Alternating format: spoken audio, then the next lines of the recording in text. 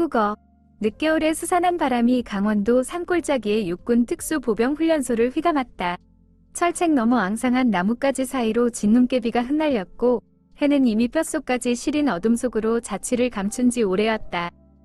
생활관의 창문 너머로는 녹슨 철제 침상과 반들반들하게 닦인 복도 바닥만이 희미한 형광등 불빛 아래 차갑게 빛났다.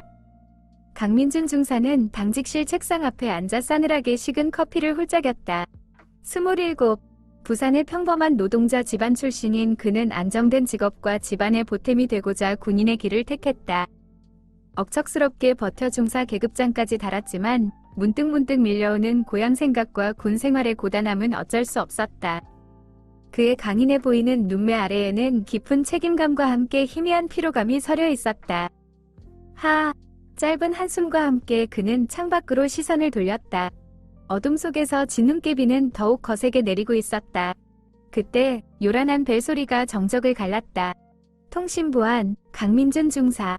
수화기 너머로 안중희의 다급하고 약간은 신경질적인 목소리가 들려왔다. 강 중사, 큰일 났어. 자네 소대 최지훈 일병이 사라졌다. 방금 저녁 점호 때 확인했어. 민준의 미간이 순간 찌푸려졌다. 최지훈 일병. 부대에 온 지 얼마 되지 않아 유독 불안한 기색을 보이던 그 얼굴이 떠올랐다. 탈영이라니. 그것도 이렇게 악천후인 날에. 최지훈 일병 말입니까? 확실합니까? 확실해. 지금 전 부대가 발칵 뒤집혔다. 당장 수색조 꾸려서 찾아. 이런 날씨에 멀리 못 갔을 거야. 무슨 수를 썼어든 날 밝기 전에 찾아야 해. 알았나? 알겠습니다. 민주는 짧게 대답하고 수화기를 내려놓았다. 그의 얼굴에서 피로감은 사라지고 특유의 냉철하고 결단력 있는 표정이 자리 잡았다. 그는 즉시 비상벨을 눌렀다. 전원 비상. 최지훈 일병 탈영. 전원 전투복 환복 후 연병장으로 집합. 막사안이 순식간에 소란스러워졌다. 잠시 후 방탄모와 K2 소총, 탐조 등으로 무장한 수색조가 민준 앞에 도열했다. 그 중에는 이제 막 자대 배치를 받은 듯 앳된 얼굴에 이 일병도 잔뜩 긴장한 표정으로 서 있었다. 이 일병, 정신 똑바로 차려. 이건 훈련이 아니야. 네, 알겠습니다. 민준은 군견병에게 지시를 내리고 수색조를 이끌고 칠흑 같은 어둠 속으로 발을 내디뎠다. 진눈깨비는 어느새 굵은 눈발로 변해 앞을 분간하기 어려울 정도였다. 군견이 킁킁거리며 눈 쌓인 땅 위를 헤집었지만 눈발이 너무 거세 흔적을 찾기가 쉽지 않았다. 젠장, 이런 날씨에 어딜 간 거야? 옆에 있던 이 일병이 추위에 떨며 중얼거렸다. 불평할 시간 없어. 계속 움직여. 민주는 차갑게 말하며 탐조 등으로 주변을 샅샅이 훑었다. 그의 머릿속에는 최지훈 일병에 대한 단편적인 정보들이 떠올랐다. 최근 심리상담에서 불안 증세를 보였다는 보고, 얼마 전 가족에게서 안 좋은 소식을 들은 것 같다는 동료들의 증언. 하지만 지금은 그런 생각을 할 때가 아니었다. 오직 임무 완수, 탈영병 확보만이 중요했다. 군대의 규율은 냉정했고 변명은 통하지 않았다. 한국어. 수색조는 부대 외곽 철책 근처로 향했다. 철책 아래 희미하게나마 누군가 급하게 넘은 듯한 발자국과 함께 눈 위에 군화 자국이 찍혀 있었다. 이쪽이다. 군견, 추적해. 군견이 짖으며 앞서 달려나가기 시작했고 민준과 수색조는 그 뒤를 바짝 따랐다. 눈발은 더욱 거세지고 칼바람이 매섭게 얼굴을 때렸다. 험준한 산길은 미끄러웠고 병사들은 숨을 헐떡였다. 얼마나 달렸을까? 앞서가던 군견이 갑자기 멈춰 서서 으르렁거리기 시작했다. 군견이 멈춘 곳은 깊이를 알 수 없는 협곡 바로 앞이었다. 거센 눈보라 속에서 희미하게 보이던 발자국은 그곳에서 끊겨 있었다. 젠장, 설마. 이 일병이 겁에 질린 목소리로 외쳤다. 섣불리 판단하지 마. 민주는 탐조 등으로 협곡 아래를 비쳤다. 눈보라 때문에 시야가 좋지 않았지만 협곡은 생각보다 깊지 않은 듯 보였다. 그리고 협곡 가장자리, 미끄러진 듯한 자국과 함께 아래쪽으로 뭔가 떨어진 흔적이 보였다. 이런 젠장, 떨어진 건가? 민주는 입술을 깨물었다. 이대로라면 최악의 상황이었다. 그는 무전기를 꺼내 들었다. 여기는 강중사. 협곡 부근에서 추적 중단. 탈영병 추락 추정. 추가 지원 및 밧줄 요청한다. 수화기 너머로 안중희의 짜증 섞인 목소리가 들려왔다. 뭐? 추락? 강중사, 제대로 확인한 거 맞아? 어떻게든 찾아야 한다고 했을 텐데. 직접 확인하겠습니다. 밧줄만 빨리 보내주십시오. 민주는 더 이상 대꾸하지 않고 무전기를 껐다. 그는 옆에 있던 고참 하사에게 지시했다. 김 하사, 이 일병 데리고 주변 경계 확실히 하고 지원 병력 올 때까지 대기해. 내가 직접 내려가 본다. 중사님, 위험합니다. 혼자서는 괜찮다. 내 몸은 내가 알아. 어서. 민주는 거침없이 말했다. 지원 병력을 기다릴 시간이 없었다. 만약 최 일병이 살아있다면 1분 1초가 급했다. 그는 등에 메고 있던 비상용 밧줄을 꺼내 근처의 튼튼한 나무에 묶었다. 중사님, 이 일병이 울먹이며 말렸다. 걱정 마. 금방 올라올 테니까. 민주는 짧게 말하고는 밧줄을 잡고 조심스럽게 협곡 아래로 내려가기 시작했다. 눈 덮인 바위는 미끄러웠고 칼바람은 몸의 균형을 앗아가려 했다. 몇 번이나 미끄러질 뻔한 위기를 넘기며 민주는 마침내 협곡 바닥에 발을 디뎠다. 탐조등 불빛이 닿은 곳에 최지훈 일병이 쓰러져 있었다. 눈 속에 파묻힌 채 온몸을 사시나무 떨듯 떨고 있었다. 다행히 숨은 붙어 있었지만 상태는 심각해 보였다. 한쪽 발목이 부자연스럽게 꺾여 있었고 입술은 파랗게 질려 있었다. 저체온증이 빠르게 진행되고 있는 것이 분명했다. 최 일병, 정신 차려. 민주는 최 일병의 뺨을 가볍게 치며 소리쳤다. 최 일병이 희미하게 눈을 떴다. 그의 눈에는 공포와 고통, 그리고 약간의 안도감이 뒤섞여 있었다. 사님. 그래, 나다. 왜 이런 짓을 한 거야? 한국어. 민주는 화가 치밀었지만 일단 그의 상태부터 살폈다. 부러진 발목을 조심스럽게 고정하고 자신의 방한 외투를 벗어 최 일병의 몸을 감쌌다. 그리고 준비해온 비상용 보온포로 다시 한 번 덮었다. 조금만 참아. 곧 지원 병력이 올 거다. 민주는 최 일병의 어깨를 두드리며 말했다. 최 일병의 눈에서 뜨거운 눈물이 흘러내렸다. 죄송합니다. 지금은 그런 말 할 때가 아니야. 살고 싶으면 정신 똑바로 차려. 민주는 냉정하게 말했지만 그의 마음 한구석에서는 최 일병에 대한 연민이 피어오르고 있었다. 대체 얼마나 힘들었으면 이 혹한의 날씨에 탈영까지 감행하고 이런 위험한 상황에 처하게 되었을까. 얼마 지나지 않아 협곡 위에서 병사들의 목소리와 함께 들것과 구급장비가 내려왔다. 최 일병은 조심스럽게 들것에 실려 위로 옮겨졌다. 민준도 밧줄을 잡고 다시 협곡 위로 올라섰다. 최 일병은 긴급 후송되었고 민주는 안중희에게 상황 보고를 마쳤다. 안중희는 최 일병을 찾은 것에 대해 치하했지만 민준이 독단적으로 협곡에 내려간 것에 대해서는 가볍게 질책했다. 민주는 묵묵히 듣고만 있었다. 임무는 완수했지만 마음은 무거웠다.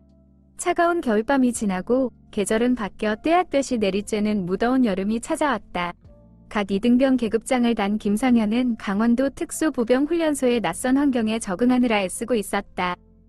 지적인 외모에 이제 막 고등학교를 졸업한 티를 벗지 못한 그는 엄격한 군기와 고된 훈련 속에서 하루하루를 버텨내고 있었다. 상현이 속한 중대의 훈련 조교 중에는 박동진 하사가 있었다. 그는 한때 모범적인 군인으로 칭찬이 자자했지만 최근 들어 눈에 띄게 말이 없어지고 표정에는 늘 그늘이 드리워져 있었다.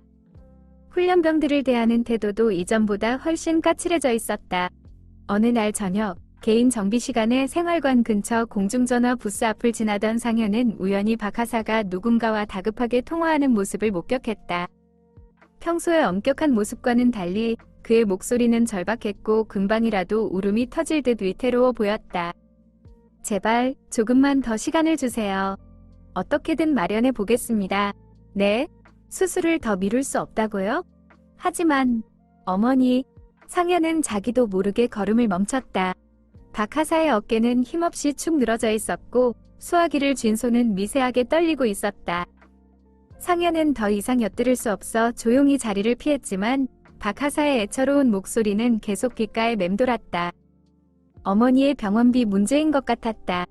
군대 월급만으로는 감당하기 어려운 큰돈이 필요한 상황인 듯했다. 그날 이후 상현은 박 하사를 유심히 관찰하게 되었다. 그는 훈련 시간 외에는 혼자 있는 시간이 많았고 식사도 제대로 하지 못하는 듯 눈에 띄게 수척해져 갔다. 가끔 멍하니 먼 곳을 응시하는 그의 눈빛에서는 깊은 고뇌와 절망감이 느껴졌다. 상현은 그를 돕고 싶었지만 갓 들어온 이등병 신분으로 감히 하사에게 말을 걸 용기가 나지 않았다. Tiếng Hàn. 며칠 뒤 중대 전체에 긴급 소식이 전해졌다.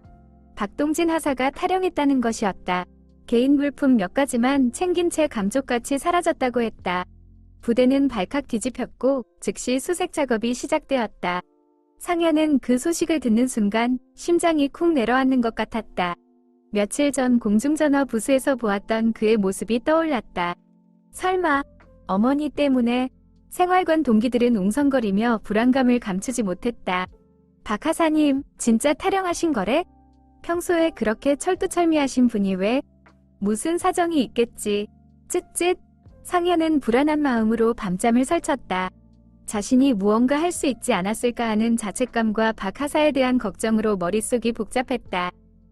다음 날 의무실에 잠시 들른 상현은 그곳에서 간호장교인 한세연 중위를 만났다. 그녀는 박 하사와 같은 고향 출신이라는 소문이 있었고 평소 박 하사에게 호감을 가지고 있다는 것을 몇몇 동기들에게 들은 적이 있었다. 그녀의 눈가 역시 붉게 충혈되어 있었다. 김이병, 혹시 박 하사님 소식 들은 거 있나? 한중이가 조심스럽게 물었다. 그녀의 목소리는 떨리고 있었다. 아닙니다. 저도 방금 소식을 들어서. 그럴 리가 없어. 동진 씨가? 그럴 사람이 아닌데. 한중이는 말을 잇지 못하고 고개를 떨궜다. 상현은 그녀의 슬픔에 공감하며 박 하사를 걱정하는 마음이 더욱 커졌다. 하지만 그들이 할 수 있는 일은 아무것도 없었다. 그저 박 하사가 무사히 돌아오기를, 그리고 그의 문제가 잘 해결되기를 바랄 뿐이었다. 며칠 동안 부대 전체는 박 하사 수색 작업으로 어수선했다. 병사들은 찜통 같은 더위 속에서 산과 들을 샅샅이 뒤졌지만 그의 행방은 묘연했다. 그러던 중 충격적인 소식이 전해졌다. 박동진 하사가 부대 인근 시장에서 개인 물품, 시계와 소형 전자기기 몇 개를 팔려다가 헌병대에 체포되었다는 것이었다. 절박한 마음에 현금을 마련하려 했던 모양이었다. 소식을 들은 상현은 가슴이 답답해졌다. 한중이는 그 자리에서 눈물을 터뜨렸다. 모범적인 군인이었던 한 사람이 한순간에 탈영병 신세로 전락한 현실이 너무나 비극적이었다. 며칠 후 상현은 특별히 허가를 받아 한중이와 함께 박 하사가 임시 구금되어 있는 헌병대 면회실로 향했다. 면회실 창문 너머로 보이는 박 하사의 모습은 불과 며칠 사이에 몰라보게 초췌해져 있었다. 짧게 깎은 머리는 헝클어져 있었고 눈은 퀭하게 들어가 있었다. 그는 고개를 푹 숙인 채 아무 말도 하지 않았다. 동진 씨, 한중이가 떨리는 목소리로 불렀지만 그는 대답이 없었다. 하사님, 상현도 조심스럽게 입을 열었다. 그 순간 박 하사가 천천히 고개를 들었다. 그의 눈은 텅 비어 있었고 깊은 절망감만이 가득했다. 미안하다. 그것이 박 하사가 내뱉은 전부였다. 그때 면회실 문이 열리고 헌병 한 명이 들어와 박 하사에게 무언가를 속삭였다. 그 말을 들은 박 하사의 얼굴이 순식간에 무너져 내렸다. 그는 더 이상 참지 못하고 오열하기 시작했다. 어머니, 어머니. Tiếng Hàn. 상현과 한중이는 영문을 몰라 당황했지만 곧이어 헌병을 통해 비극적인 소식을 전해 들었다. 박 하사가 탈영하여 도피 중이던 바로 그 시각에 그의 어머니가 병세 악화로 결국 세상을 떠났다는 것이었다. 마지막 임종조차 지키지 못한 아들의 절규는 면회실의 차가운 공기를 갈랐다. 상현은 그 처절한 울음소리를 들으며 아무 말도 할 수 없었다. 시스템의 냉혹함, 개인의 비극, 그리고 그 앞에서 너무나 무력한 자신을 느끼며 그는 그저 망연자실할 뿐이었다. 한중이도 하염없이 눈물을 흘리며 박 하사의 이름을 되뇌었다. 박동진 하사는 결국 군사재판에 회부되어 징역형을 선고받았다. 그의 이야기는 훈련소 내에 무겁게 내려앉았고 상현의 마음에도 깊은 상처와 질문을 남겼다. 무엇이 옳고 그른 것인가? 규율과 인간적인 고뇌 사이에서 우리는 어떤 선택을 해야 하는가? 군대라는 거대한 조직 속에서 개인의 삶은 얼마나 하찮게 취급될 수 있는가? 시간은 흘러 상현은 고된 훈련소 생활을 마치고 다른 부대로 자대 배치를 받았다. 그는 박동진 하사의 일을 결코 잊지 않았다. 그 기억은 군 생활 내내 그를 따라다니며 그가 세상을 바라보는 방식에 큰 영향을 미쳤다. 그는 더욱 신중해졌고 타인의 고통에 더 깊이 공감하게 되었다. 그는 결코 박하사와 같은 비극적인 선택을 하지 않겠다고 다짐하며 묵묵히 자신의 군 생활을 이어갔다. 혹독했던 겨울의 강중사와 최일병 이야기, 그리고 뜨거웠던 여름의 김상현과 박하사의 이야기는 그렇게 훈련소의 시간 속에 묻히는 듯했다. 몇 년 후 상현은 무사히 군 복무를 마치고 사회로 돌아와 바쁜 일상을 보내고 있었다. 그는 대학에 복학했고 졸업 후에는 작은 회사에 취직하여 평범한 사회인의 삶을 살아가고 있었다. 군대에서의 기억은 점차 희미해져 갔지만 가끔씩 떠오르는 박동진 하사의 얼굴은 여전히 그의 마음 한구석을 아리게 했다. 그러던 어느 날 저녁, 상현은 퇴근 후 집에서 저녁 뉴스를 보고 있었다. 화면에는 낯익은 얼굴이 등장했다. 바로 박동진 하사였다. 그는 수감 생활을 마치고 출소한 후 군 복무 중 어려움을 겪는 장병들과 그 가족들을 돕는 작은 봉사단체를 만들어 활동하고 있다는 내용이었다. 화면 속 박동진 씨의 얼굴은 예전의 절망감 대신 깊은 회한과 함께 조용하고 단단한 의지가 서려 있었다. 인터뷰에서 그는 떨리는 목소리로 자신의 과오를 반성하며 말했다. 저는 돌이킬 수 없는 잘못을 저질렀습니다. 어머님의 마지막조차 지키지 못한 불효자입니다. 하지만 저와 같은 아픔을 겪는 후배들이 더 이상 생기지 않기를 바라는 마음으로 이 일을 시작했습니다. 작은 힘이지만 그들에게 조금이나마 위로와 힘이 되어주고 싶습니다. 상현은 TV 화면 속 그의 모습을 보며 자기도 모르게 희미한 미소를 지었다. 가슴 한구석이 찡하게 울렸다. 그가 자신의 잘못을 뉘우치고 다른 사람들을 위해 새로운 삶을 살아가고 있다는 사실이 다행스러우면서도 가슴 아팠다. 그래, 잘하고 계시는군요, 박동진 하사님. 아니, 박동진 씨. tiếng Hàn, 상현은 마음속으로 그를 응원했다. 그리고 잊고 지냈던 훈련소 시절의 기억들을 다시 한번 떠올렸다. 강원도 산골짜기의 매서운 겨울바람과 떼약볕 아래 땀 흘리던 여름날들. 엄격한 규율 속에서 피어났던 짧은 우정. 그리고 개인의 힘으로는 어찌할 수 없었던 시스템의 벽 앞에서 좌절해야 했던 젊은 영혼들의 모습까지. 그 기억들은 여전히 아프지만 동시에 그의 삶의 소중한 교훈으로 남아있었다. 상현은 창밖을 보았다. 도시의 밤하늘 아래 수많은 불빛들이 반짝이고 있었다. 그는 이제 훈련소의 그 여름을, 그리고 박동진이라는 이름을 조금은 다른 의미로 기억할 수 있게 되었다. 그 기억은 여전히 아픔을 동반하지만 동시에 용서와 희망, 그리고 인간에 대한 깊은 연민을 가르쳐 주었다. 그는 그 기억을 가슴에 품고 다시 자신의 삶을 향해 나아갈 것이다. 새로운 세상을 향해. 박동진 씨의 뉴스 이후 상현은 가끔씩 그가 운영하는 봉사단체의 소식을 찾아보곤 했다. 단체는 비록 작았지만 진심으로 어려움에 처한 군인 가족들을 돕고 있었고 조금씩 사회의 관심을 받기 시작했다. 박동진 씨는 과거의 아픔을 딛고 일어나 자신과 같은 처지에 놓인 사람들에게 손을 내밀고 있었다. 그의 모습은 상현에게 깊은 울림을 주었다. 그러던 어느 주말, 상현은 우연히 인터넷 커뮤니티에서 군 생활 경험을 나누는 글들을 읽게 되었다. 많은 예비역들이 저마다의 힘겨웠던 기억, 즐거웠던 추억, 그리고 부조리했던 경험들을 쏟아내고 있었다. 그 속에서 상현은 강민준 중사의 이름을 발견했다. 정확히는 부산 출신 강 중사님에 대한 이야기였다. 글을 쓴 사람은 자신이 강원도 모 훈련소에서 근무할 때 혹한기 훈련 중 조난당할 뻔한 위기에서 강 중사 덕분에 목숨을 건졌다는 내용이었다. 그는 강 중사가 평소에는 엄하고 무뚝뚝했지만 결정적인 순간에는 부하를 위해 몸을 아끼지 않는 진정한 군인이었다고 회상했다. 특히 탈영병을 수색하다 협곡에 추락한 병사를 구하기 위해 망설임 없이 로프를 타고 내려갔던 일화를 상세히 묘사했다. 상현은 그 글을 읽으며 심장이 뛰었다. 그가 묘사하는 강 중사는 몇 년 전 최지훈 일병을 구했던 바로 그 강민준 중사가 틀림없었다. 상현은 댓글을 통해 조심스럽게 글쓴이에게 연락했고 얼마 후 그와 직접 통화할 기회를 가졌다.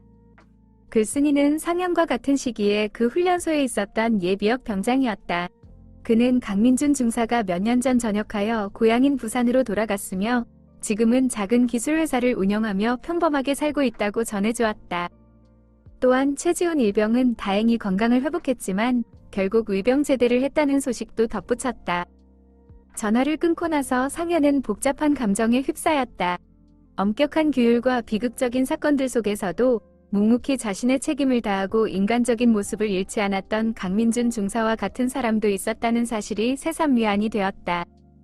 어쩌면 군대라는 곳은 단순히 부조리와 고통만이 존재하는 곳이 아니라 다양한 인간 군상들이 각자의 자리에서 고군분투하며 삶의 의미를 찾아가는 작은 사회의 축소판일지도 모른다는 생각이 들었다. 그날 이후 상현은 자신의 삶을 더욱 열심히 살아가야겠다고 다짐했다. 훈련소에서의 기억은 더 이상 아프기만 한 상처가 아니었다. 그것은 때로는 혹독했고 때로는 슬펐지만 결국 그를 성장시킨 밑거름이었다. 그는 강민준 중사의 책임감과 용기, 박동진 씨의 회한과 속죄, 그리고 그 모든 것을 지켜보며 고뇌했던 자신의 모습을 통해 삶의 다양한 측면을 배웠다. 시간이 흘러 상현은 회사에서 능력을 인정받아 팀장이 되었고 사랑하는 사람을 만나 가정을 꾸렸다. 평범하지만 소중한 일상 속에서 그는 문득문득 훈련소 시절을 떠올렸다. 특히 맑게 갠가을 하늘을 볼 때면 훈련소 뒷산에 울긋불긋했던 단풍과 함께 박동진 하사의 슬픈 눈빛, 그리고 강민준 중사의 굳건했던 뒷모습이 아련하게 스쳐 지나갔다. 그는 이제 그 기억들을 담담하게 마주할 수 있었다. 아픔은 희미해졌지만 그 속에서 얻은 교훈은 더욱 선명해졌다. 책임감, 용서, 연민, 그리고 절망 속에서도 다시 일어설 수 있는 인간의 위지. 상현은 그 모든 것을 가슴에 새기고 오늘도 자신의 삶을 묵묵히 걸어가고 있었다. 그의 발걸음은 더 이상 불안하거나 위태롭지 않았다. 그것은 과거의 경험을 디딤돌 삼아 미래를 향해 나아가는 단단하고 희망찬 발걸음이었다.